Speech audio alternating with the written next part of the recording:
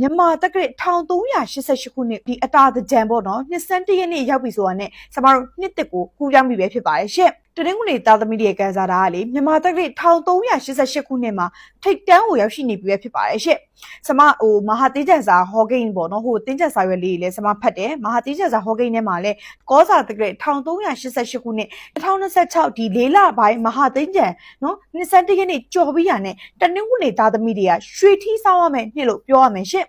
အရင်မြန်မာတက္ကရာ1389တနည်းအားဖြင့်2025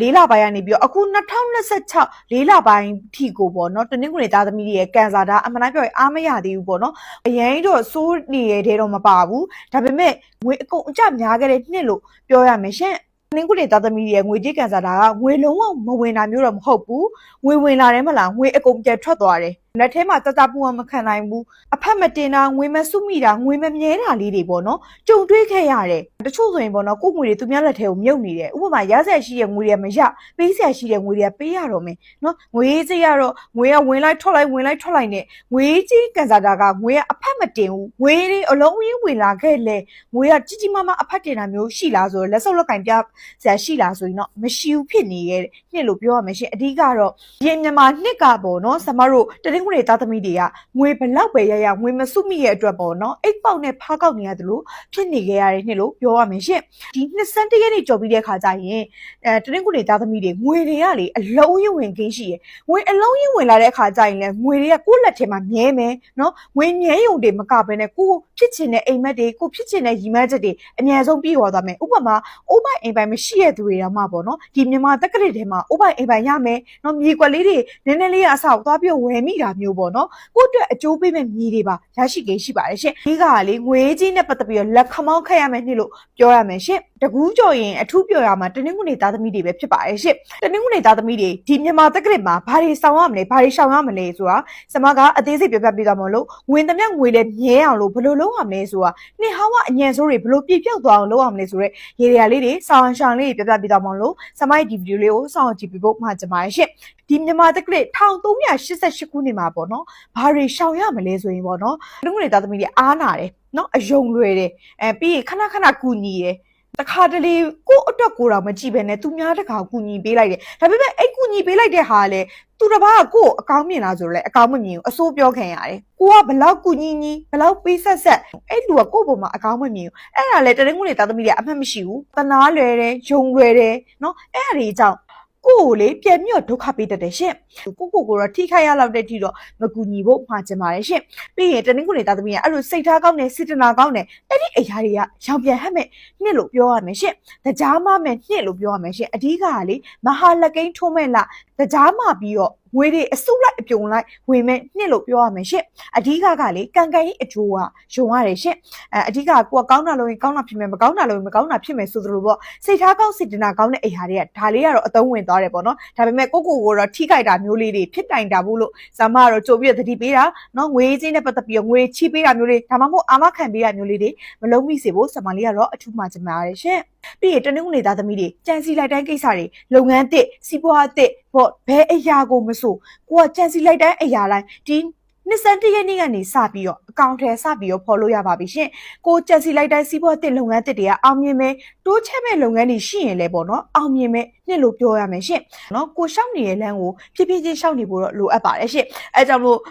မဟာသေးချန်စာဟောကိန်းထဲမှာလေတနင်္ဂနွေသားသမီးတွေကဘလောက်ကံကောင်းနေလဲဆိုရင်ရေလိုက်ငါးလိုက်နေတိုင်းုံတော့မှစီးပွားရေးတွေတိုးတက်အောင်မြင်မဲ့နှစ်လို့ပြောရမယ်ရှင်အိမ်ချက်မြင်အရန်အကျိုးပေးတယ်နော်ရွှေနဲ့ပတ်သက်တဲ့လုပ်ငန်းတွေအကျိုးပေးတယ်အဲ့ဒီလုပ်ငန်းအဲ့နှစ်ခုကိုဒါလေကိုကမြင့်မြင့်ရစုပ်ကင်ထားမယ်ဆိုရင်ဒီ1388ခုနှစ်မြန်မာနှစ်တင်မှာကိုယ့်ရဲ့နှစ်လို့ပြောရမယ်ရှင်ဒီ1388ခုနှစ်ကနင်းခုနေသားသမီးတွေကအောင်အတိတ်အောင်နမိတ်အောင်ဟိတ်ဆိုတဲ့အတိုင်းပဲပေါ့နော်အကျွေးတွေကျွေးပူတွေရှိနေရင်ဖြည်းဖြည်းချင်းပြပြောက်သွားပြီးတော့ဒီတစ်နှစ်အတွင်းကိုအပီးတိုင်းဆက်နိုင်မှာပဲဖြစ်ပါတယ်ရှင်နင်းခုနေသားသမီးတွေထဲမှာငွေချင်းနဲ့ပတ်သက်ပြီးတော့ကိုယ်ငွေတွေသူများလက်ထဲမြုပ်နေတဲ့သူတွေရစားရှိတဲ့ငွေတွေရတော့မှမထင်မှန်ပဲပေါ့နော်ငွေချိလိုက်တဲ့သူဟာကိုပြန်ပြီးတော့ဆက်သွယ်ပြီးတော့ငွေတွေပြန်ပြီးတော့ဆက်တာမျိုးလေးတွေကြုံတွေ့ရခင်ရှိပါတယ်ရှင်တနင်္ဂနွေသားသမီးတွေ1388ခုနှစ်မှာဘာတွေတတိထားရမလဲဆိုရင်တော့ငွေကြေးအရှုပ်အရှင်းကိစ္စလူငွေအရှုပ်အရှင်းကိစ္စအရန်ဂရုစိုက်ပေးရမယ်ရှင်ဒီ1388ခုနှစ်မှာပေါ့နော်တနင်္ဂနွေသားသမီးတွေ ဆွေမျိုးနဲ့ပတ်သက်ပြီးတော့ဗောနော်စကားများရကိန်းရှိရယ်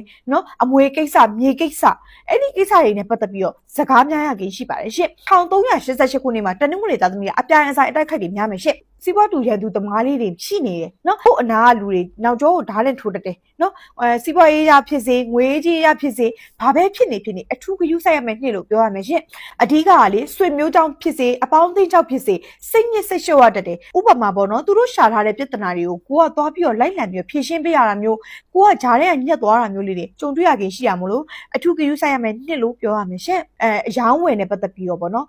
်ဥပမာကိုကကားဝယ်လိုက်တယ်ဆိုပါစို့တက်ကျွမ်းတဲ့သူတွေနဲ့တေချာတိုင်ပင်ပြီးတော့ဝယ်သင့်ပါတယ်ရှင့်မဟုတ်ရင်ပေါ့နော်ကားမကောင်းတာကားအပြက်ပေါ့နော်ကိုယ့်လက်ထဲမှာလက်ဝယ်ပိုင်းမိတတ်တယ်အဲ့အတွက်ဂရုစိုက်ပေးရမယ်အဲ့ကားကိစ္စပါပဲအဓိကစက်ပစ္စည်းနဲ့ပတ်သက်ပြီးတော့ရောင်းမဝယ်မလေးဖြစ်တတ်တယ်အဲ့ဒါလေးဂရုစိုက်ရုံပါပဲရှင့်ကျန်တာအားလုံးကတော့ကောင်းပါတယ်ရှင့်တင်းခုနေသားသမီးတွေထဲမှာပေါ့နော်ကိုပိုင်လုပ်ငန်းလုပ်တဲ့သူတွေလက်အောက်ငယ်သားတွေရှိရဝန်ထမ်းတွေရှိရင်လည်းအထူးဂရုစိုက်ပေးဖို့မှာချင်ပါတယ်ရှင့်လက်အောက်ငယ်သားကိုစီပွားရေးထိခိုက်တဲ့အထိပြဿနာရှာတာမျိုးလေးကြုံတွေ့ရခင်ရှိရမလို့အထူးဂရုစိုက်ရမယ်နှစ်လို့လည်းပြောရမယ်ရှင့်ပြီးရင်1388ခုနှစ်မှာတနင်္ဂနွေသားသမီးတွေပါနေရအပြောင်းရွှေ့ယာဒုအပြောင်းရွှေ့အပြောင်းအရွှေ့လေးတွေကြုံတွေ့ရခင်ရှိပါတယ်ရှင့်ဒီတွေလည်းခဏခဏသွားရခင်ရှိပါတယ်ရှင့်ကျမ်းမာရေးနဲ့ပတ်သက်ပြီးတော့နည်းနည်းလေးခြုချနေတတ်တယ်ရှင့်ဥပမာနှလုံးအားနေတာနော်အကြောနဲ့ပတ်သက်တဲ့ယောဂ